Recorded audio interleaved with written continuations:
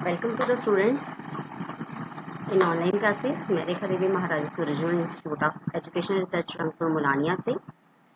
जैसे कि हम लोग बात कर रहे थे क्लास 10th के सोशल साइंस सब्जेक्ट की, उसका सब सब्जेक्ट है ज्योग्राफी, जिसमें हमने लास्ट टाइम बात की थी फर्स्ट लेसन की रिसोर्सेज की।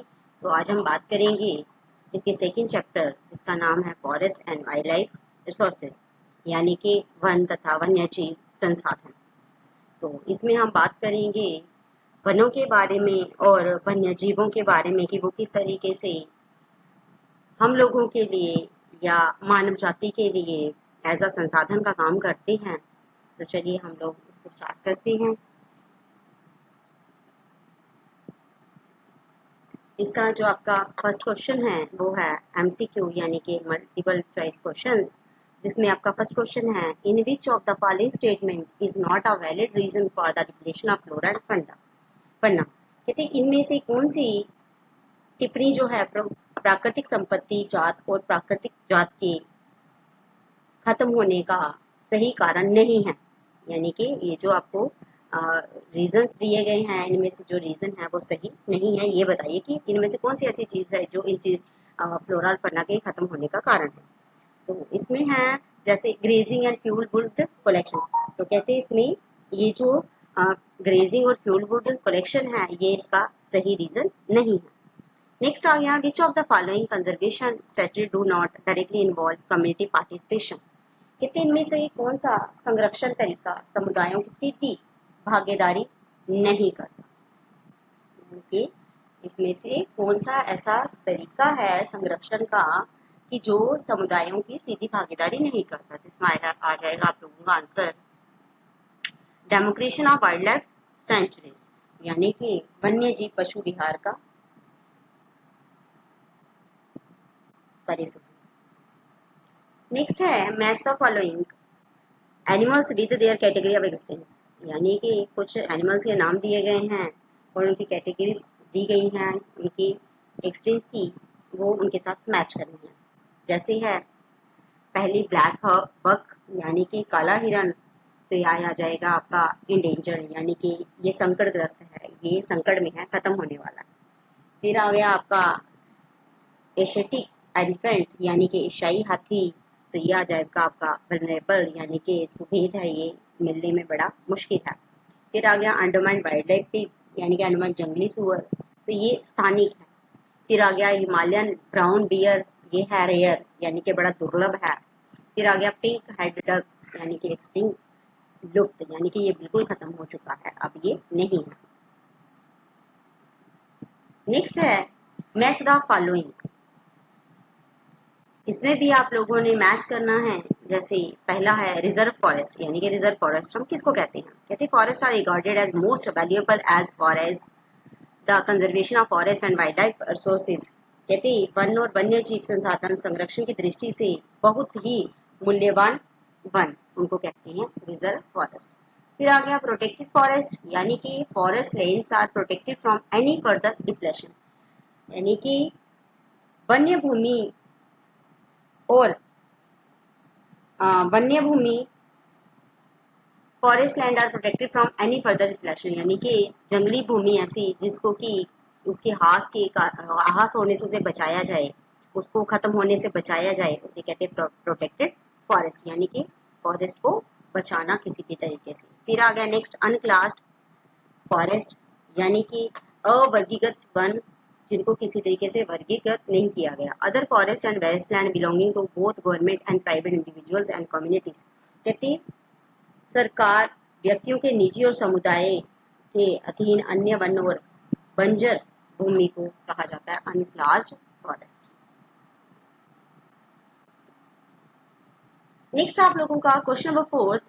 क्वेश्चन नंबर फोर्थ में आप लोगों का जो फर्स्ट क्वेश्चन है वो है what is biodiversity, why is biodiversity important for human life. कहते व्हाट इज बायोडाइवर्सिटी, बायोडाइवर्सिटी होता है जैव विविधता, यानी कि जीवों की अलग अलग वेराइटीज। तो कहते wise biodiversity important for human life, कहते जैव विविधता ये किस तरीके से मानव जाति के लिए या मानव जीवन के लिए बड़ी ही महत्वपूर्ण है। ये जो जितने भी जीव हैं ये किस तरीके से हम लोगों के लिए मतलब इम्पोर्टेंट हैं। कहते biodiversity is the sum total of the all the variety of species of plants animal and micro organism living on the earth. कहते बायोडाइवर्सिटी का मतलब है, जैव विविधता का मतलब है कि कुल मिलाकर पौधों की प्रजातियां, जानवरों की प्रजातियां और माइक्रो ऑर्गेनिज्म की जो प्रजातियां हैं धरती के ऊपर, उन सभी का सम टोटल, इन सभी का कुल मिलाकर जो होता है उसे बायोडाइवर्सिटी कहा जाता है। It is important for human life because the human being along with the biodiversity from complete web of ecological system in which we are only a part and are very much dependent on this system for our own existence। कहते हैं ये मानव जाति के लिए बड़ी important है। क्यों है? क्योंकि इंसान जो है वह डायरेक्टली या इनडायरेक्टली जो है वो इस बायोडाइवर्सिटी के साथ जुड़ा हुआ है, क्योंकि उसकी जितनी भी आवश्यकताएं हैं, जितनी भी उसकी जरूरतें हैं, वो सारी की सारी बायोडाइवर्सिटी से ही, जैव विविधता से ही पूरी होती हैं। तो इस तरीके से ये एक ऐसा पार्ट है जो मतलब मानव जाति को हर एक सुविधा प्रदान करता है।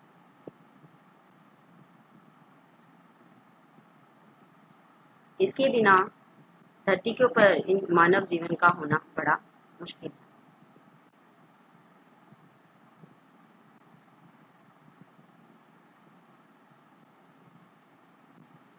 नेक्स्ट क्वेश्चन है आप लोगों का, how have human activities affected the depletion of flora and fauna.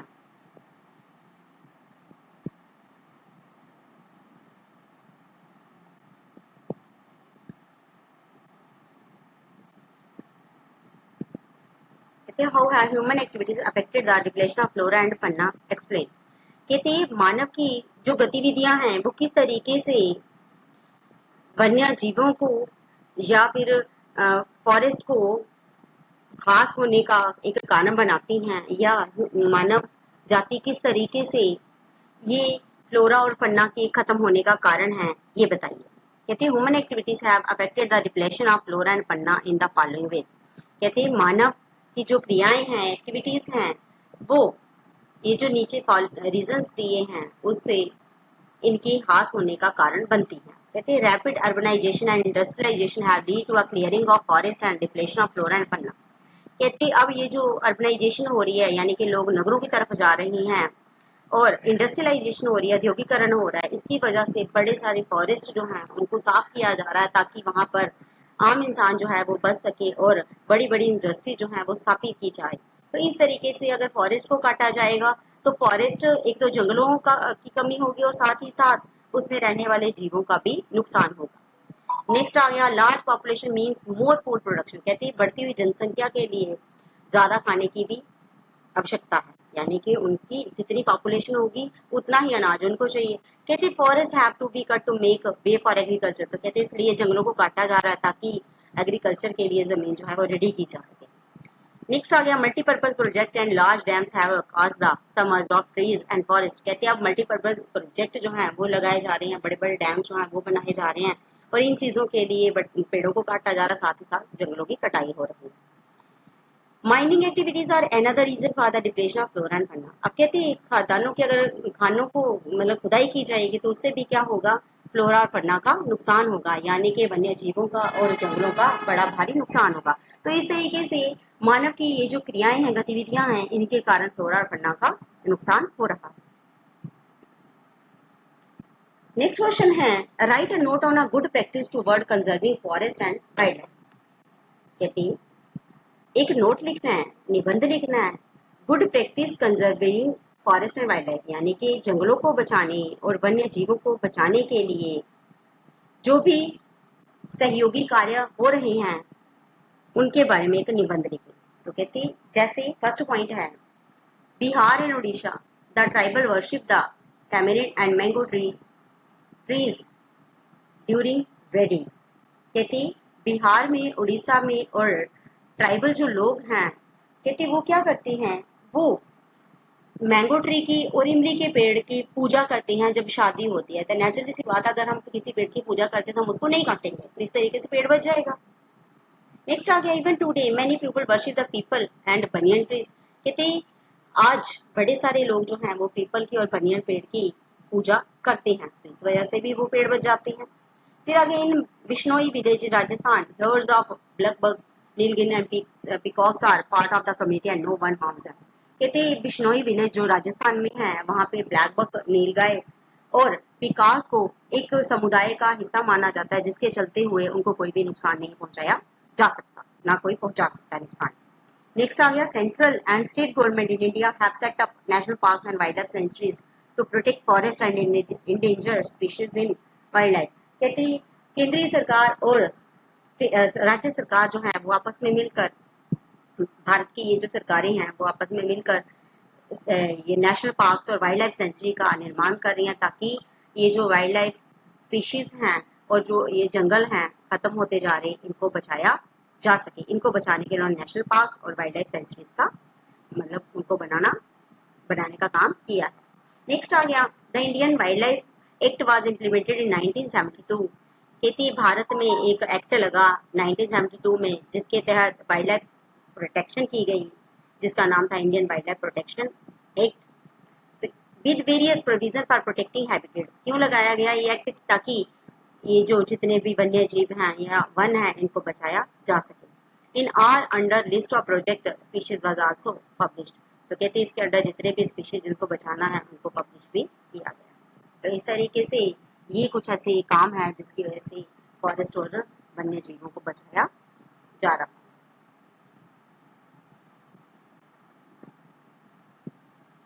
Next आ गया question describe how community have conserve and protected forest and wild life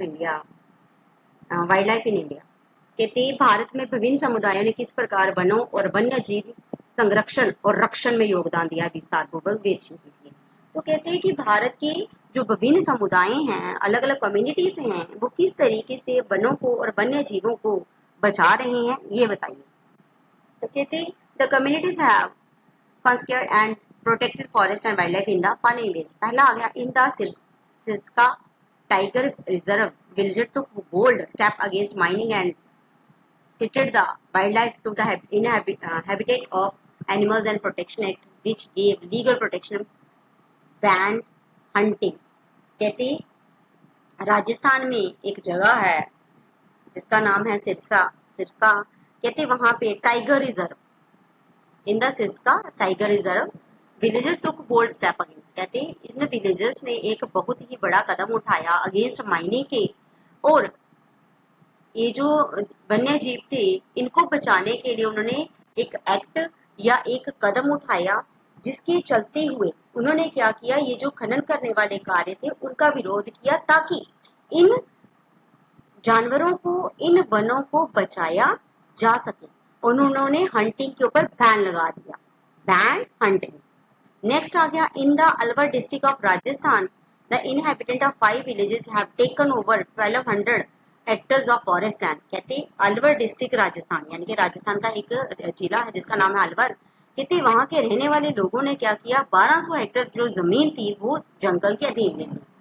they have frame their own rules and regulation. कहते हैं उन्होंने अपने ही वहां पे rule और regulation बनाए which do not and are protected the wild life. कहते जिसमें कोई भी उनके रूल एंड रेगुलेशन को तोड़ नहीं सकता था, और वाइल्ड लाइफ को भी यानी कि वन्य जीवों को भी उसमें सुरक्षित रखा गया। The forest are called the Bhairodev duck sanctuary. कहते इसको नाम दिया गया भैरोदेव डक सेंचुरी। नेक्स्ट है the Chipko movement in the Himalayas have Himalayas has successfully resisted deforestation in several areas. People have also helped in the afforestation with the endogenous species। कहते अब चिपको movement भी Himalayas में चलाया गया, जिसके चलते हुए इसको भी बड़ी सारी सफलता जो थी वो हासिल हुई। यानी कि लोग क्या करते थे, वनों को बचाने के लिए पेड़ों के साथ चिपक जाते थे, ताकि लोग उनकी दूसरे लोग जो हैं वो उनकी कटाई ना करें। कहते थे कि अगर कटाई करेंगे तो सबसे पहले हमें मारेंगे, उसके बाद इन जंगलों की कटाई होगी। सॉरी।